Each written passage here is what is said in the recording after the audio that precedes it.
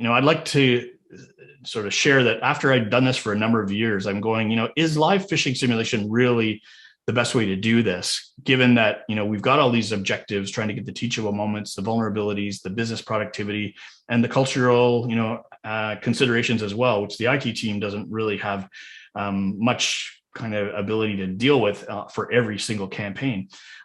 So there's a lot of things here that we can think, maybe there is a better way. And so as I was doing that, that's when I started to come across the idea of gamification and gamified learning and assessment.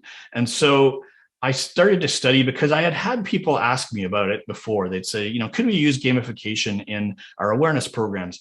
And initially, I did actually build a Jeopardy game for, the House of Commons for an IT showcase. And it was obvious that it was one of the most popular booths. And so I got, the idea that there's something there with gamification. But the more I studied it, I realized that there's places like Gartner, there are IT training organizations and other training institutes who have done a lot of studies of gamification, especially around learning.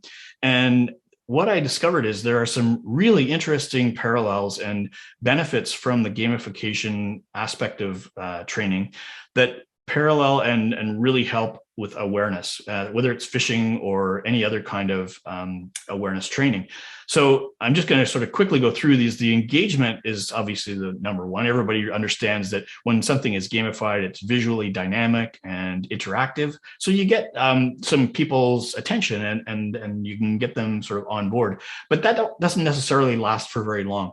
So you then have to sort of think, what can we do to reinforce our knowledge? Well, games and gamified environments are highly interactive, and they can provide you with challenges that make you think and keep reinforcing your knowledge. People don't necessarily mind being challenged. They rather have that than having to click through pages and pages of boring training. And then there's the whole idea of scoring and leaderboards that will really drive the competitive side of people. Even if they say they're not a gamer, quite often I see people really like to see that they can move up on the leaderboard or just improve their score over their previous score, even if they don't care so much about the people. But the leaderboard really does kind of drive people's behavior to go back in and improve. And it's that practice that really is valuable in getting people to improve their skills.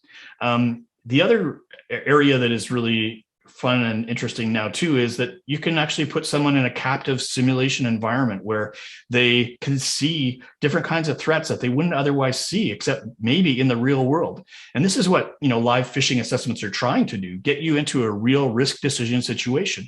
And that's really valuable and important if you don't consider all of the other pitfalls that we just talked about. But if you can put somebody in a simulation environment, they know it's not adversarial, it's not life or death if they click on something and get it wrong. This is where the immediate feedback and the ability of people to see their assessments makes a lot of difference and does help improve people's skills. And then finally, because there has been so much interaction and simulation, there is the ability for us to take all that data about what people did and use that to actually assess people's vulnerability.